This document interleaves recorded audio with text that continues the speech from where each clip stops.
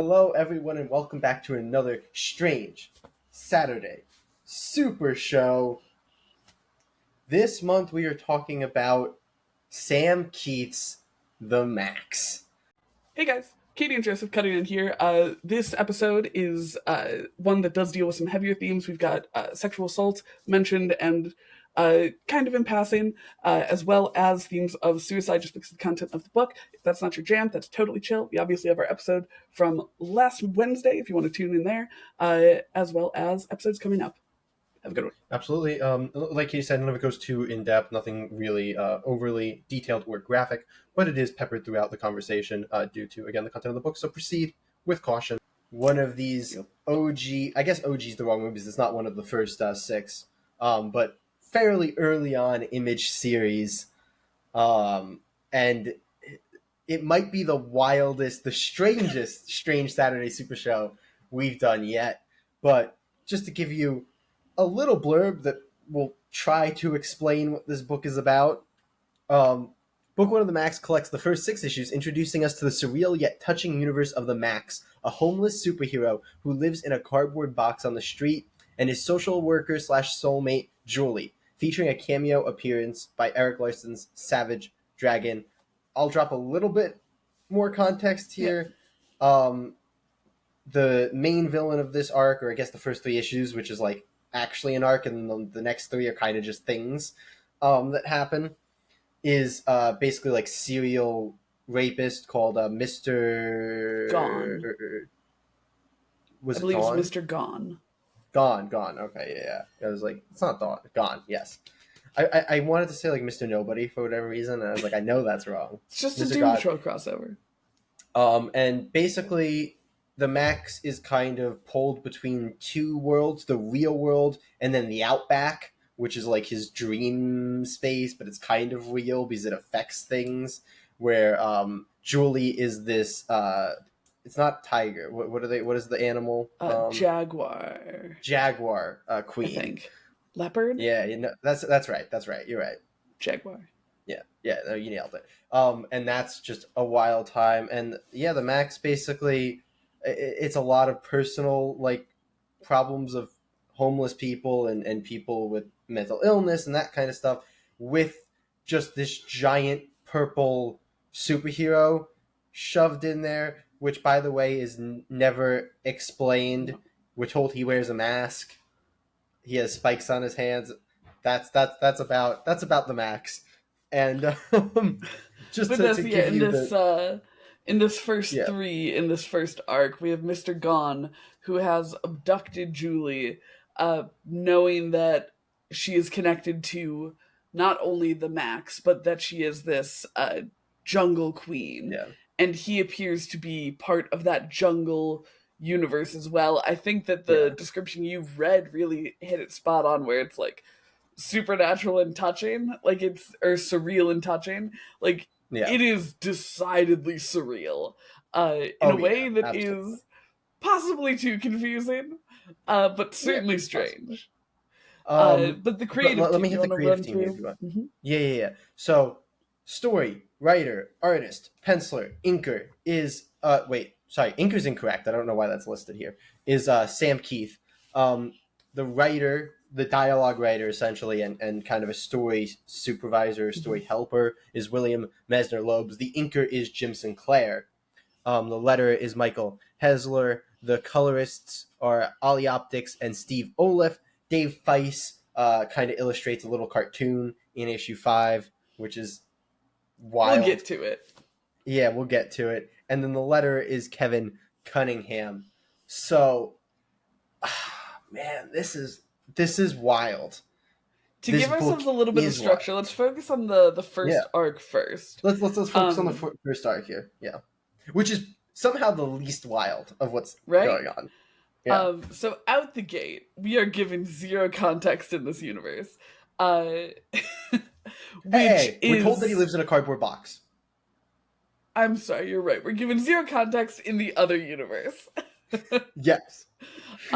So we've got the Maxx, and we see him help out this woman who is about to be mugged and raped, and Mhm. the cops come and they take him away, but don't deal with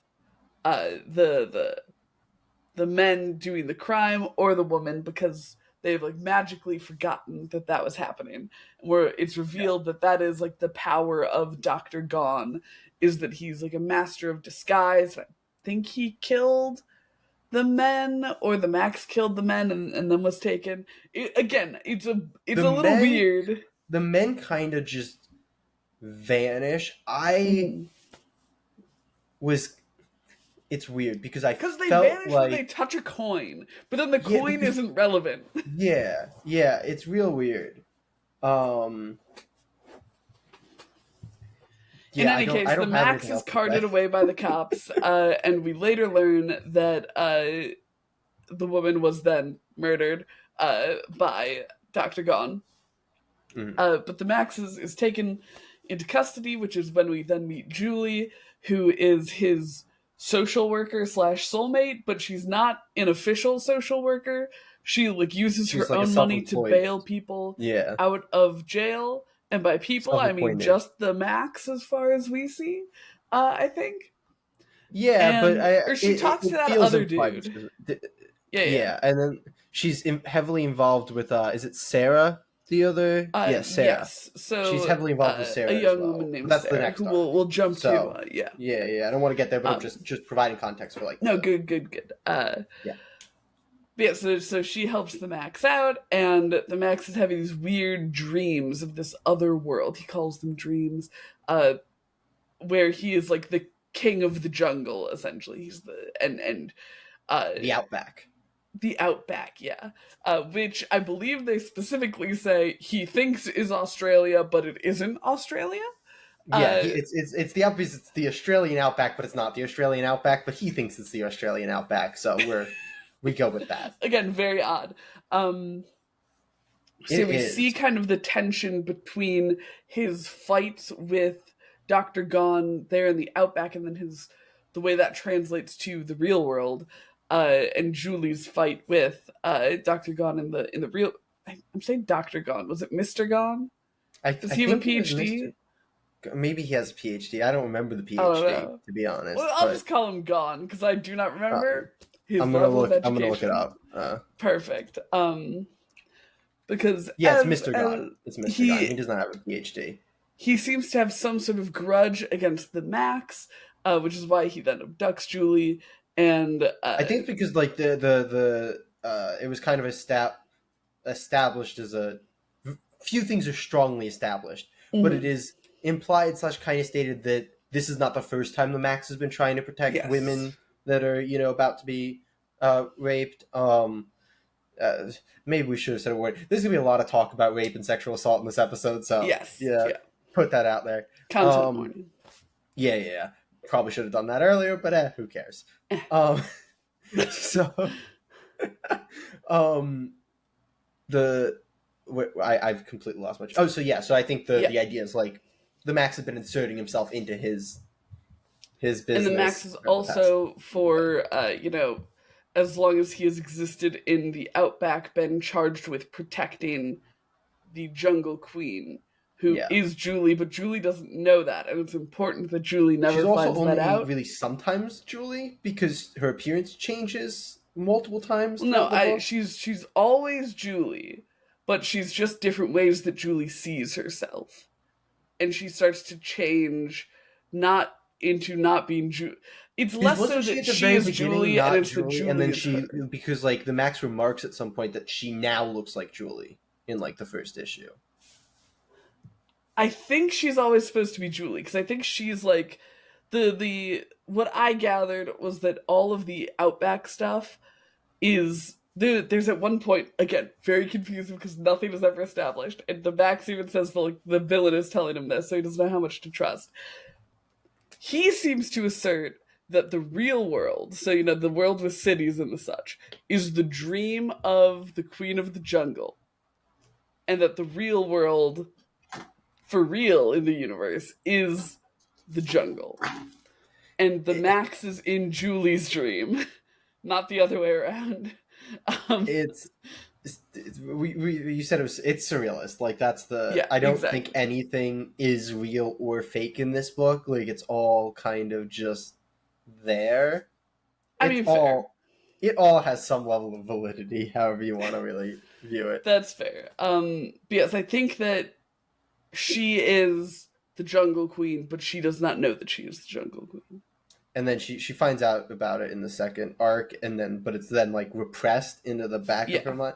Again, not to get ahead of ourselves in the arcs here, but Oh yeah, if we want to just cap off the first arc, what was your thought on, let's try to, because the book is so disorganized, let's try to be yeah, hyper organized. How did you yeah. feel about the writing of the first arc?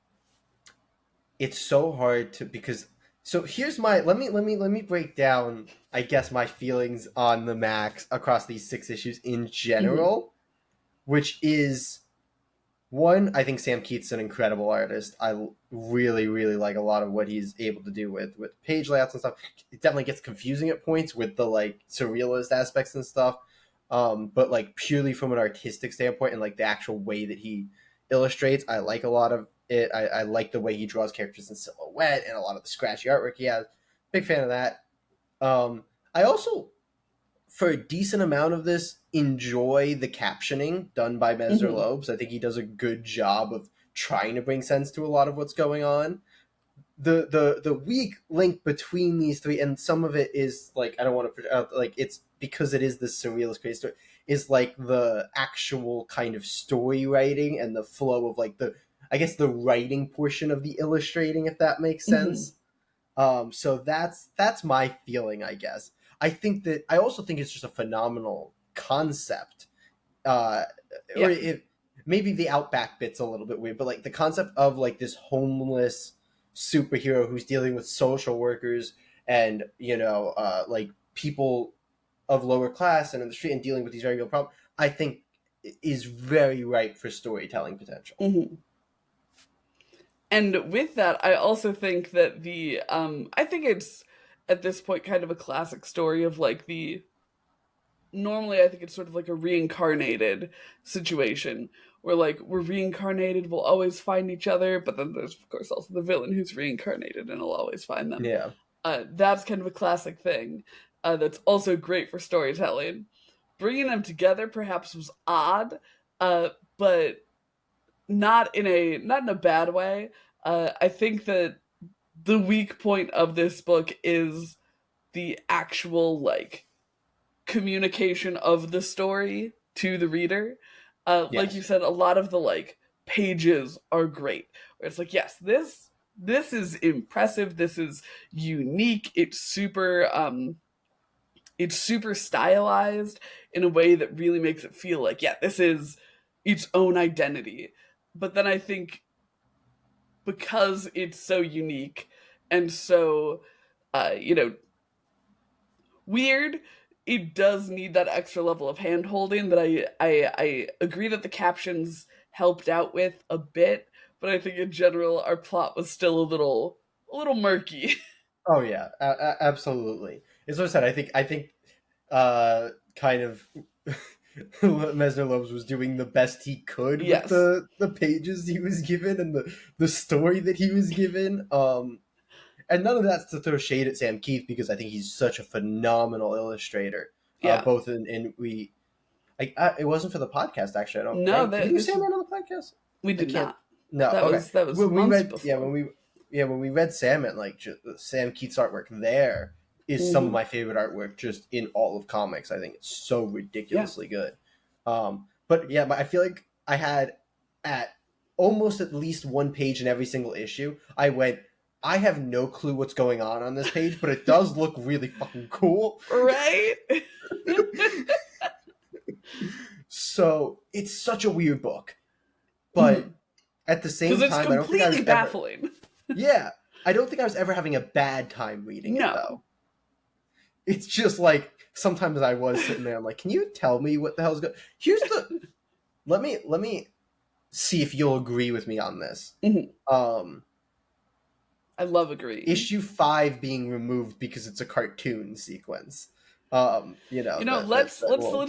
let's explain issues 4, 5, and 6. Okay. Okay. Issue 4 is the one that focuses That'll on be a good Sarah, lead into I the believe. point I want to make anyway. Yeah, So that's kind of what I Sarah, figured. which I think was my favorite issue. It was if I'm not, hands down my favorite issue. I love the way Sarah's drawn in silhouette with those glasses. Right, with too. the glasses. Like, that was very Sandman-esque. That was like the one point where I saw his Sandman work kind of coming through. Except for the point where he literally included death. Which is like, there's his Sandman work. Which was very funny, and I immediately screenshotted. But in issue 4, we've dealt with Mr. Gone, and we focus in on the story of Sarah, who is the daughter of a friend of Julie's, whose father has recently killed herself. Content warning. Like actual content warning, because it does get more grim. Yeah. Maybe we'll like I'll put up probably a little visual. Yeah, we'll throw a little content at the beginning of the episode, hopefully, because our warnings are coming a little bit late. So they're coming way late. We'll hopefully set something up at the beginning of this episode, because this is. You will have already seen it, listeners at home. We'll probably just record a content warning right after we wrap. But issue 4 focuses on Sarah, whose father has recently killed herself, and she is going through it. She was already a weird kid with glasses, and I don't remember how she describes herself exactly, but like definitely the outcast of school. We see her form a bond with another student who has a brush with the Maxx, and they become good friends and boyfriend girlfriend, I guess. And then he ditches her at the like first sign that he could get actual popularity and acceptance, which then drives her to almost take her own life. Luckily, the Maxx and Julie are there, because she's seen Julie as sort of a pseudo-therapist throughout this. And they take her and they help her, and it's an incredibly touching issue. Yeah. And it really, I think, is the issue where, I mean, there's the least of the surrealist stuff because we're so focused on Sarah. Yes, which I think helped it. Absolutely. But it was also just the most heartfelt one. Yes. Where I was reading through the letters column, and somebody, because there are great letters in this. Sam Keith's very funny responding to them. Somebody's barely like, responding to them. Sometimes he wrote some chunks. But a lot of them he's just like, you got problems. Right. He's a sweetheart. I liked his personality. Yes. But there's one where someone had speculated that the Maxx was actually delusional about his own like vision of himself, and that he was actually just a normal person, which I think got debunked later and a bit in the letters column. But it was the first time I'm like, oh, this is a kind of valid reading where it's like, maybe this really is just like a person. I believe the canon explanation that comes up later is that he wears a lampshade on his head.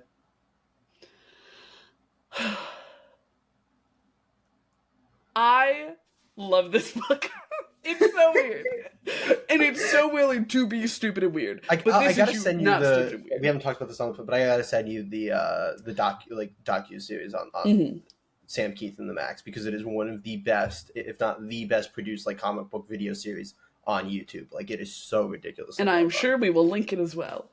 Yes, absolutely. That is how I discovered the Maxx. I read then the Darker Image story, and then figured that we would eventually do the real story on the podcast for something. Because it's strange.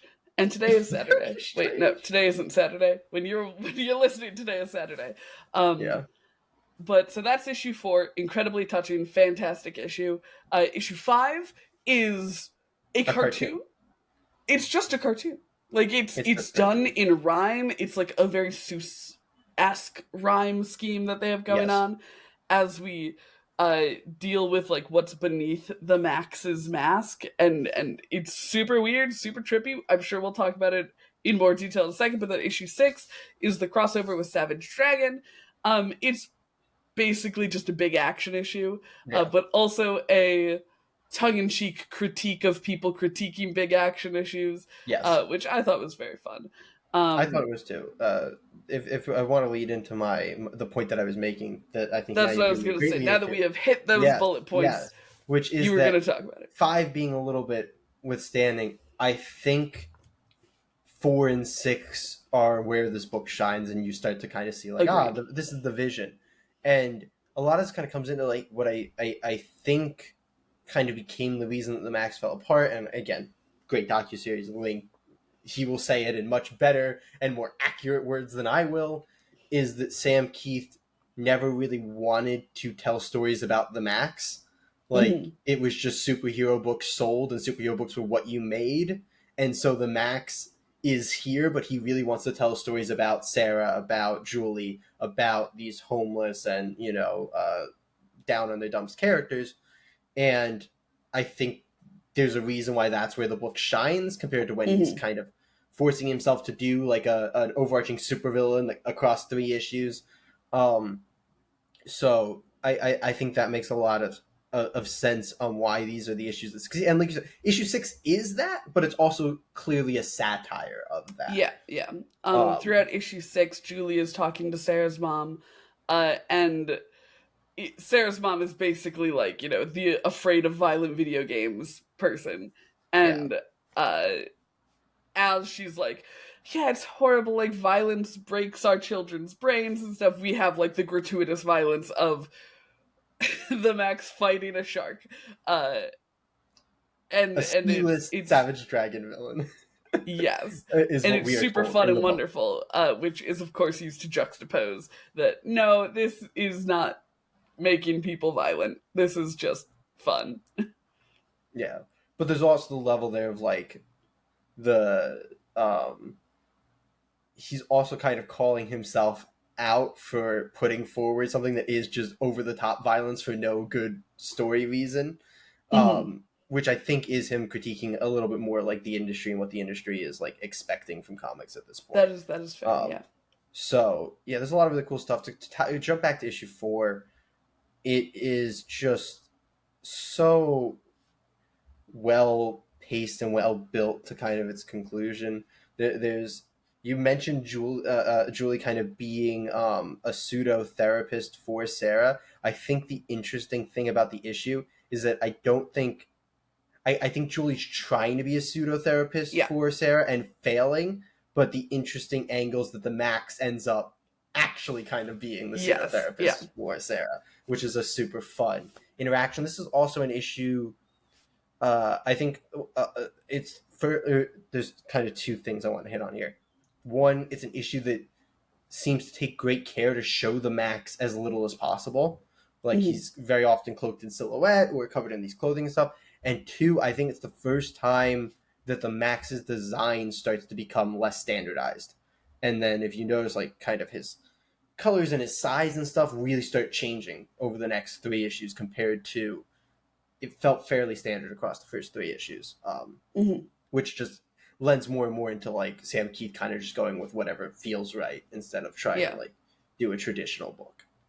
No, and I think that you're hitting on something there that really informs the reading of the book. It's such a like feelings first read. Like we're saying that the plot is it's like kind of objectively it's confusing. Uh Yes. but it never feels wrong, if that makes it. It's such a book that you read with your emotions, kind of almost like we were saying about May's book, another surrealist comic that we absolutely loved. It's something that you don't read for like, here's the story structure, here's the this, here's the this, here's this. It's the type of book that you read for the experience of reading it because you are absorbing that art as you read it. Not to be like too woohoo English major, but like it's so like firmly art, and Yeah. it's really just so interesting to absorb and dissect and Yeah. to digest. I fully agree. I think Sam Keith is an artist's artist. Like he is such a feeling and just like it doesn't like I don't even think if you read like some of these issues of the Maxx back to back, you're gonna be like, here is Sam Keith's style, and then you hold up a Mm-hmm. Sandman issue from Sam Keith, and you go, wait, also no, like his style changes so much to what he's doing, to what he's trying to communicate, and is it always clear? No. Is it always awesome to look at? Absolutely. Um, it's such a wild book, and I think that it does land at like the level of it lands. It's just no matter how a little bit weird and strange and hard to decipher the story is. When you have great art and then you have good words on top of that art, it's going to be a fairly good reading experience. You Oh know? yeah. And I think that not to just keep dipping back into the same well, I think that that's so firmly on display with issue 4. Yeah. Because I'll say, reading the first 3 issues, I was a little skeptical. I was like, oh, I don't know that Well, me I too. like particularly like this. Like, it feels like not like a particularly great superhero story, because I think understandably that's what I was expecting, was like a superhero story, uh, and then it hit its stride so much once it stopped focusing on superhero things, and I just think that that's so rad, and it's such a bummer that it was kind of trapped in this, superhero form. Uh, because I do think that the superhero story could be cool. Like you said, the Yeah. disenfranchised superhero. Uh, Yeah. and I think that the reincarnation, or, other world, but they don't all remember it thing, super cool. Uh, but there was such better story in there than that. And it's a bummer that Yeah. so much of it was dedicated to that.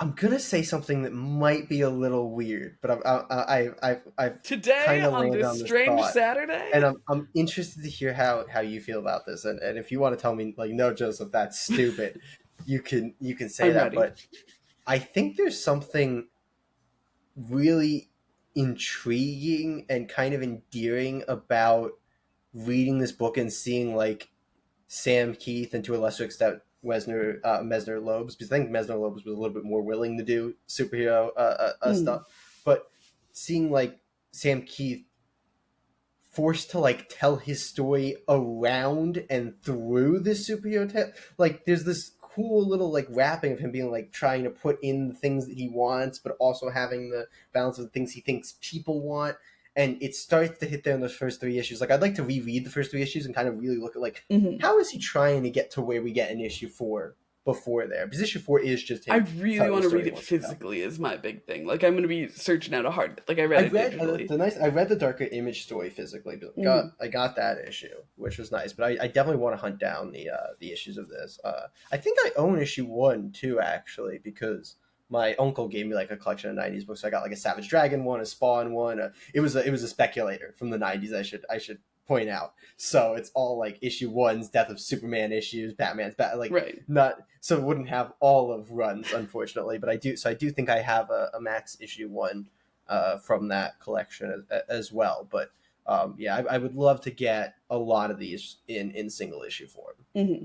And just to read them kind of as a tactile piece, I think Yeah, is yeah. Also, um there's like the, I don't know if you were the same. I'm assuming we read this in the same place and not going to elaborate any further. But I don't know if it was the scan, but like the not the dialogue bubble captions, but the captions were kind of hard to read. I Um, agree, and I don't know if that was because of the quality of the image. I think that might that's what I'm just saying. be Like I don't because know if it was. Yeah, I I don't think know that's a which way to problem that attribute it to. I've grappled with even in person or physical older books where the ink is a bit bolder and it blends a bit more. Like, I Yeah, have yeah, that yeah. problem with them wherever it is. But Apparently the not thing out. about that too is With like it's an my New imperfect Teen printing Titans process, so number you can one. get an issue that's better or an issue that's That's worse. fair. You know, That's fair. so but yeah, that's the other thing. Like if I'm gonna pick a slight gripe with the book, it's maybe the lettering. Um, There were some moments that I actually really liked with the lettering. One that immediately I springs to mind yeah, I was is gonna say I like the SFX in the lettering. Like I like yes, the yeah. yeah, One of my favorites was when Sarah kind of puts Julie in her place and she like yells "shut up" and then keeps talking. And like the "shut up" is in larger text, but it's all in the same bubble, so it's "shut" and then a large up and then the regular size text. And I really liked that. I think that it was a super effective effect. And then in that same issue, when Sarah's introducing her boyfriend, it felt like so comical. in a really effective and intentional way, where she's like, and so I started hanging out with ... and then it's like, sweet SFX Jimmy. Jimmy was Yeah. cool. I really, really liked that too. So there A were lot of the some moments huge where, text I like there's like mhm, the, names pop up a lot of times, like big in there. There's big moments of like, impact and stuff. Like there's in this issue 4, there's a big crunch that's like this mhm. little arc thing around the character getting like squashed into something, which Yeah, is and in the really first cool. 3 issues, there's this recurring like, oh, what is it, like a chime or something, that has like a repeated text effect. So a lot of the effects, like you're saying, and some of the more specialized lettering was good. But I hear you that a Yeah. lot of the regular lettering fell a little short, for Yeah. sure. Not a Yeah, strength. that was my biggest gripe for sure. Yeah. But yeah, it was such. Let's talk about issue 5. Let's talk Uh, about issue 5. Let me let's talk hop about over issue there. This 5. has been a It's while it's issue. the elephant in the room for us. I think issue 5 was weird. Was Issue it a 5 is different very weird. illustrator, or Yes, did he do not for that the just in a for different only style? for the dream. Like I know the dream sequence is Yeah, most of it, but is most of only it. for that sequence. It is Dave Feiss. Yeah, His yeah, name's even so like in the cartoon. Like the cartoon it shows is. like Yeah, yeah, yeah, yeah. I'm and looking they for even here. call Yeah, it Little yeah. Nightmares Crap Days. on, created by Um, Dave Feiss. Very funny. But yeah, the Max basically gets dragged into a cartoon. It seems possibly because of Mr. Gone, because there's a weird thing with Gone where he's been beheaded, but like he's still living in Julie's He's not head, gone. and but a very good one.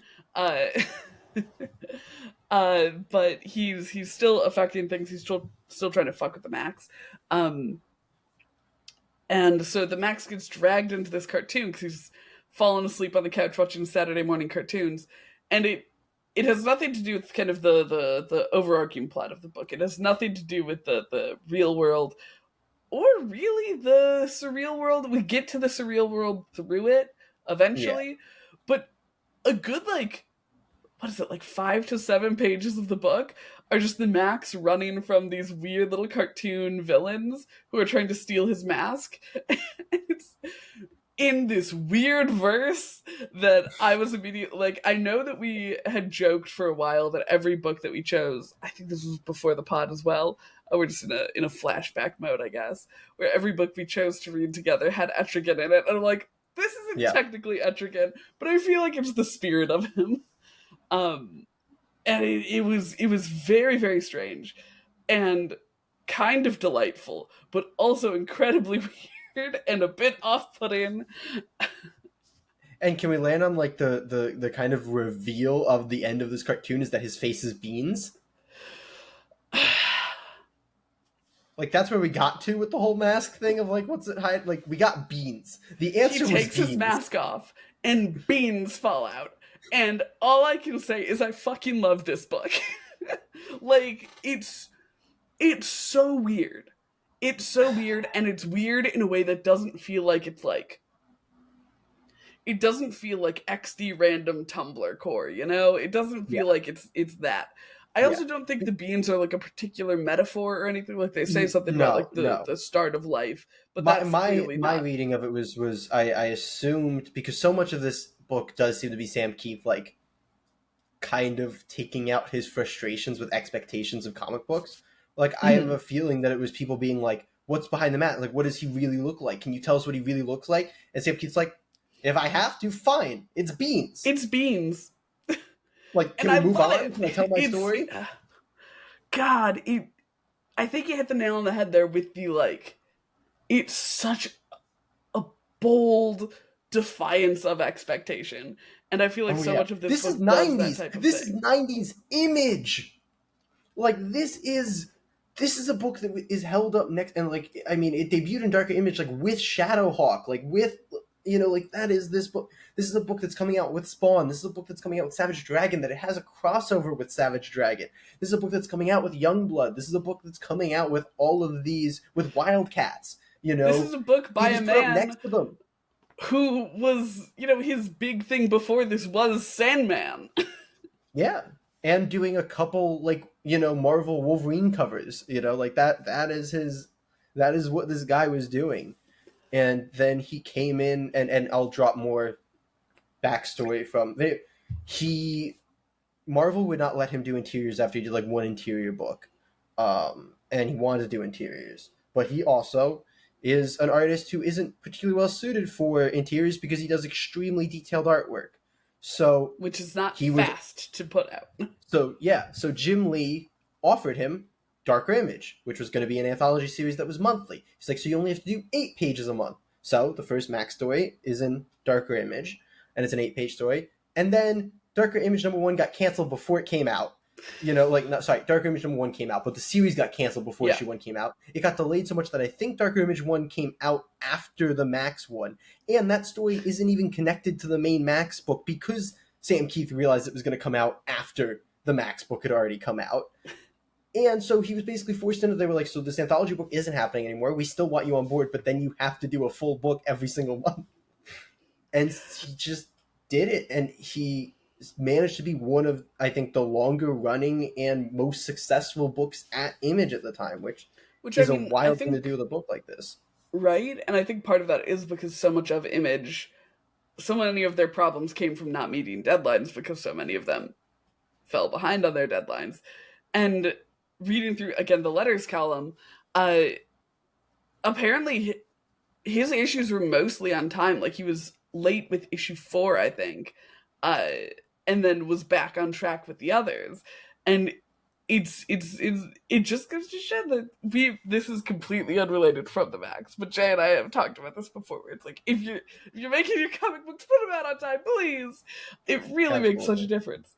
And the other thing, like if you're not gonna at least tell people what's going on. Like, if you're in that Image mold, or now, publishers, a few publishers do it. Scout was one of the big culprits when they had books to publish.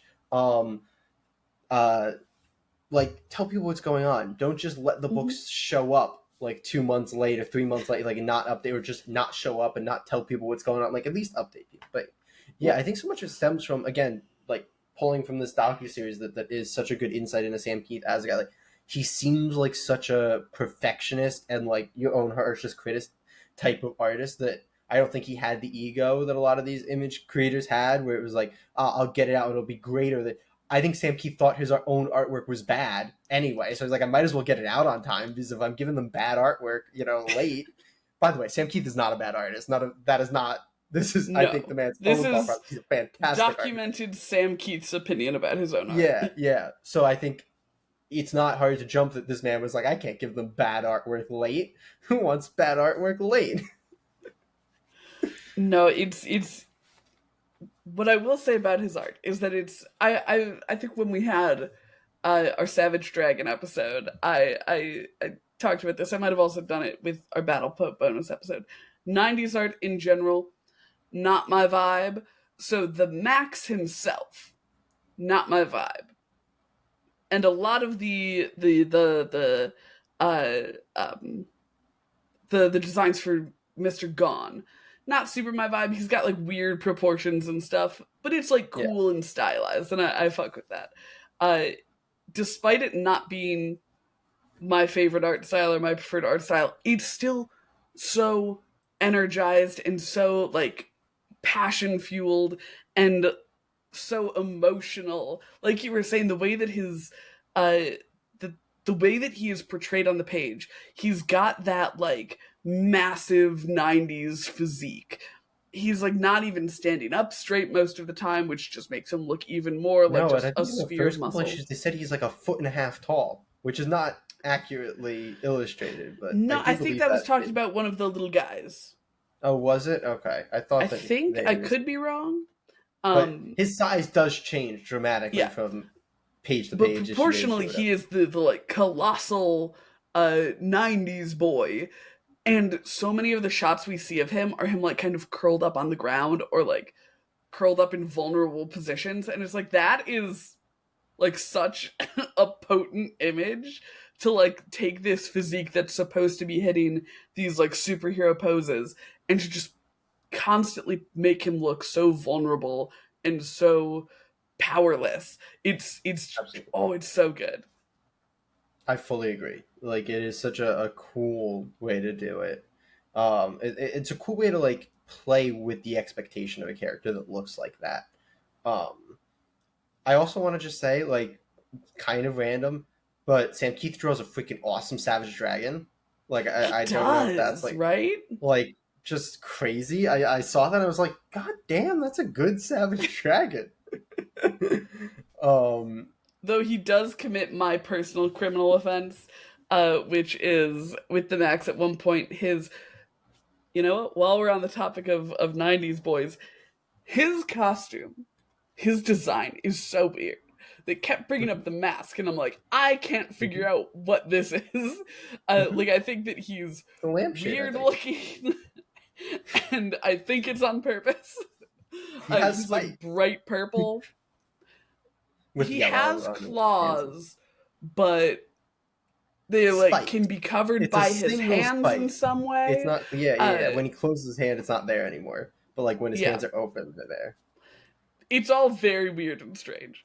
And I've lost my train of thought a little bit because I got distracted by how strange his design is. Oh, right, my cardinal offense. Theoretically, he's not actually purple. He's wearing purple clothes. Because at one point, his like bicep does get cut. And it has that hole, and it has that gross, like, 90s man fur on it. And I'm like, I will puke. But other than that, I love him. I think this is going to be such a weird statement to make. I don't think the Maxx looks like anything. Like, no. I don't think Sam Keith knows what the Maxx is actually meant to look like in the universe. I think Sam Keith went, this design will do for the covers and such to make people think this looks like a superhero book. And then I'm just going to tell my story about a homeless dude. Like, he looks so weird, and I love it. It's really barely, and he doesn't look the same always.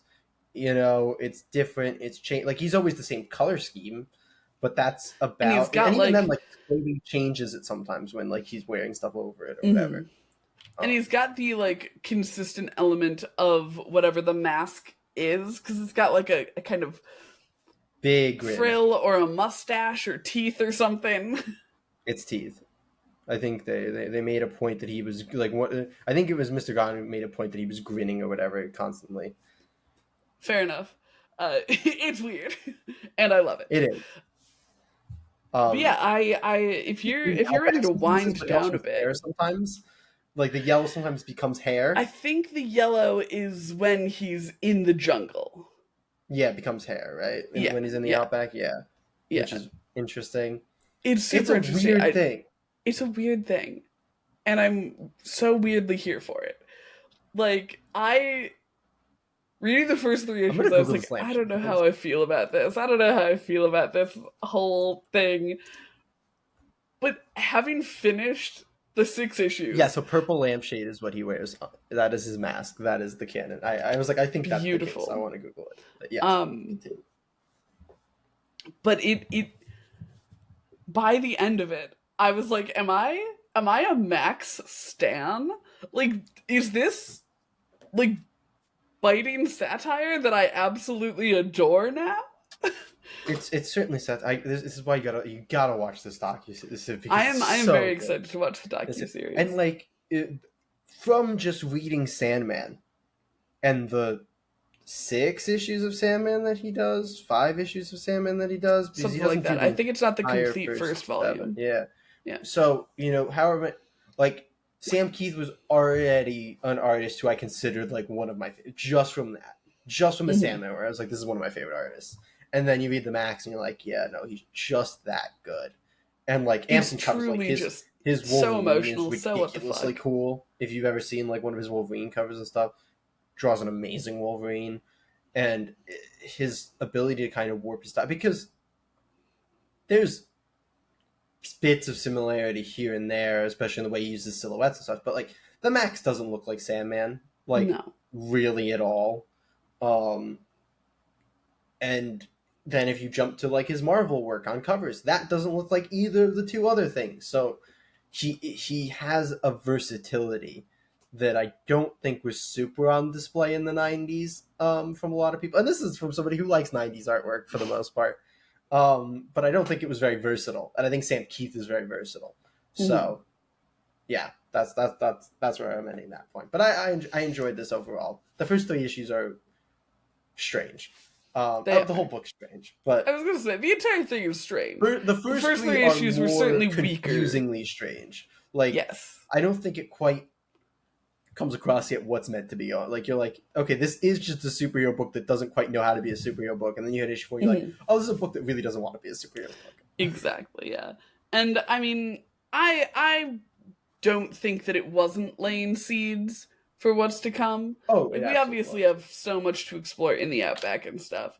And I will personally be reading more of the Maxx. I don't know if you will be. I would love to do more either on Strange Saturday Supershow, or I'm not going to drop what this is yet, but something we've been talking about doing, I think could be really fun to do with more of this.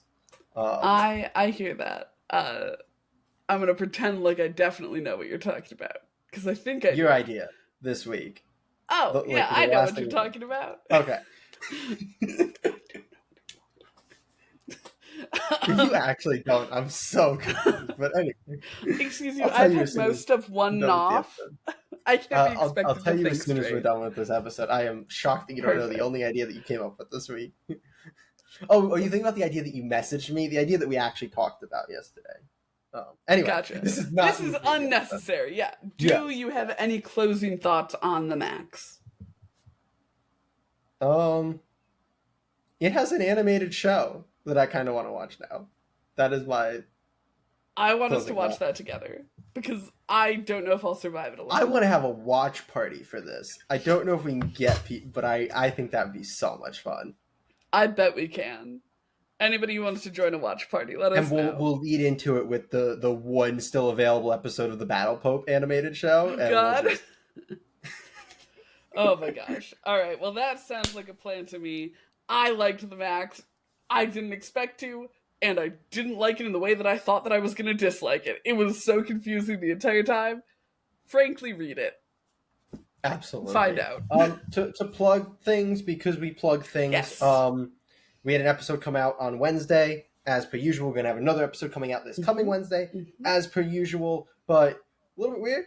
I was on another show. He sure was. So, link it down in the description below. Yeah, very fun. Wine, cheese, and comic books, please. This past Wednesday, they should have I think the VODs go up right away after they finish. Yes, it is up. So we'll link it in the description. I jump on at about an hour mark. And he did a great job. Thank you, Katie. But the first hour is absolutely worth listening to. It's a group of very fun guys who love debating who would win in comic book fights, which is Jay's favorite activity. Oh yeah, but it was a great time. So check that out. And next Saturday, keeping the train going of I think the first month where we'll have a bonus episode every single Saturday is April. We are going to be doing, we've officially broken the video into 2 parts, so there's your slight update from Wednesday's video. We will be doing me explaining all of IDW Teenage Mutant Ninja Turtles to Katie. This will be the first 75 issues, aka the first 10 volumes, but it's more than 75 issues because there's a bunch of miniseries and stuff too, so we're probably going to be explaining somewhere around 120 issues here. I'm just glad that I don't have to read them all.